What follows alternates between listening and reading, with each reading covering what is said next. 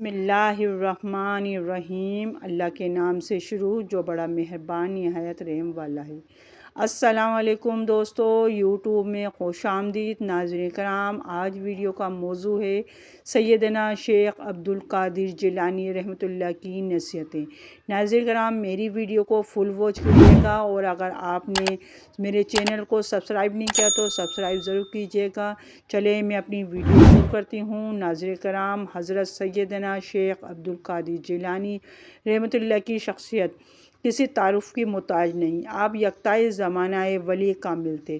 آپ ولیوں کے امام تھے۔ آپ محض صاحب کرامت بزرگ نہیں تھے، بلکہ اپنے زمانے کے متقی، پرہیزگار، عالم با عمل اور صوفی باصفا تھے۔ ظاہر و باطنی علوم کے ماہر تھے۔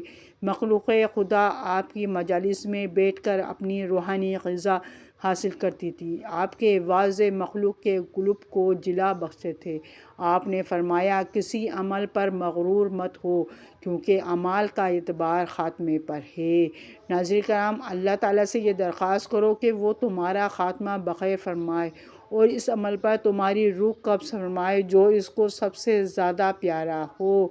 آپ علیہ رحمۃ اللہ ہمیشہ سچ کی تلقین فرماتے تھے۔ آپ نے نہ صرف تلقین فرماتے تھے بلکہ خود بھی اسی پر عمل پیرا ہوتے، یہاں تک کہ آپ علیہ رحمۃ اللہ نے بچپن میں اپنے عمل سے بھی سچ بولنے کی ایک بہت بڑی مثال قائم کی تھی، جس کے بدولت ڈاکوؤں کا ایک بہت بڑا گروہ تائب ہو کر نیک راستے پر گامزن ہو گیا تھا۔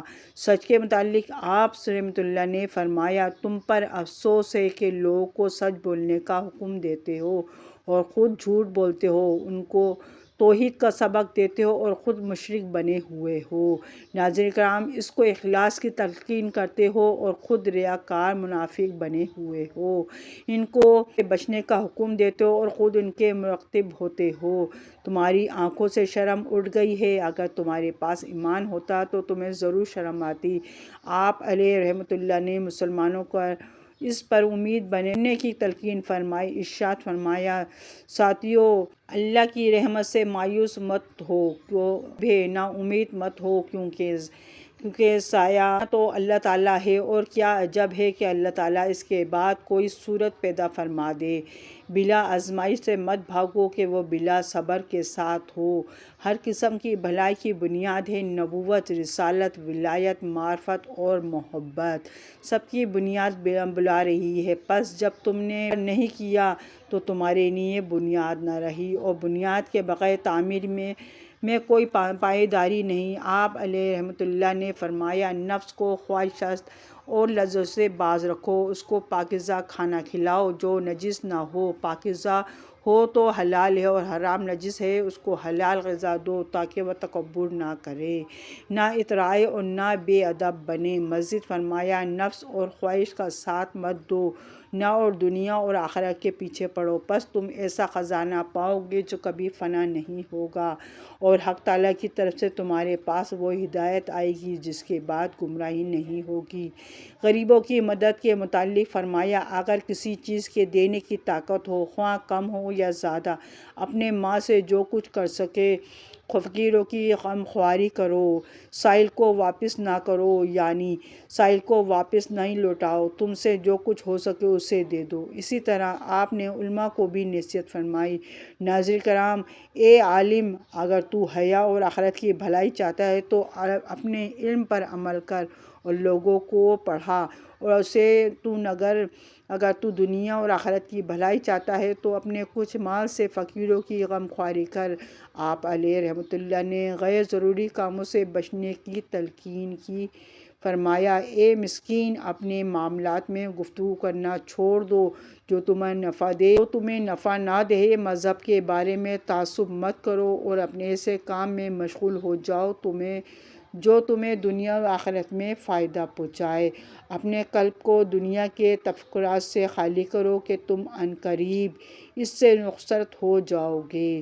ناظرین کرام، دنیا کی خوش عیشی کے غالب مت بنو کہ وہ تمہارے ہاتھ نہیں آئے گی۔ آپ رحمۃ اللہ نے سستی اور کاہلی سے بچنے اور اپنے اعمال کو عمدہ بنانے کی تلقین فرمائی۔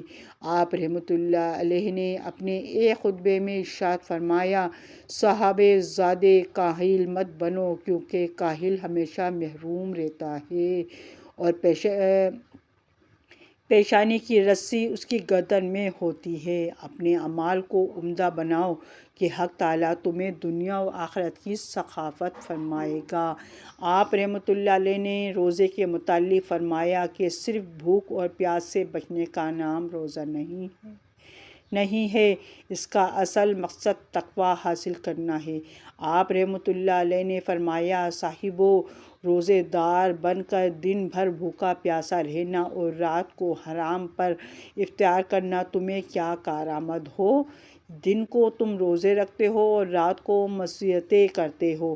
اے حرام خورو، تم دن میں اپنے نفسوں کو پانی پینے سے روکتے ہو اور جب افطار کا وقت آتا ہے تو مسلمانوں کے خون سے افطار کرتے ہو، یعنی مسلمانوں پر ظلم کر کے حاصل کیے جانے والے مال سے افطاری کرتے ہو۔ ناظرین کرام، روزہ رکھ کر جب تم افطاری کرو تو تم اپنی افطاری میں سے کچھ فقراء کو بھی دیا کرو۔ تنہا مت کھایا کرو، کیونکہ جو شخص تنہا کھاتا ہے اور دوسروں کو نہیں کھلاتا تو اس پر اندیشہ ہے کہ وہ محتاج اور بھیک منگا نہ بن جائے۔ آپ رحمۃ اللہ علیہ نے مسلمانوں کو غیبت سے بچنے کی نصیحت کی۔ فرمایا، خاصان خدا کی غیبت اور بدگوئی کا ذائقہ مت چکھو کہ وہ سب قاتل ہے۔ اپنے آپ کو بچاؤ، ان کے ساتھ کسی قسم کی برائی سے پیش نہ آؤ، کیونکہ ان کا ایک بڑی قدرت والا ہے جس کو ان پر غیرت آتی ہے۔ آپ رحمۃ اللہ کی تعلیمات، ارشادات اور نصائح آج بھی مسلمانوں کے لیے قابل عمل ہیں۔ ضرورت اس امر کی ہے کہ آپ کے ارشادات لوگوں تک پہنچائے جائیں۔ بدقسمتی سے سیدنا شیخ عبد القادر جیلانی رحمۃ اللہ سے مقتدین ان کی کرامت سے تو واقف ہیں، لیکن ان کی تعلیمات سے بالکل بھی واقف نہیں ہیں۔ ان کے نام لیوا دنیا میں بکثرت موجود ہیں، لیکن ان کی تعلیمات کو اپنی زندگی کا حصہ بنانے والے خال ہی نہیں ہیں۔ ان پر فتن اور دور منان کی تعلیمات پر عمل کر کے فتنوں سے بچا جا سکتا ہے۔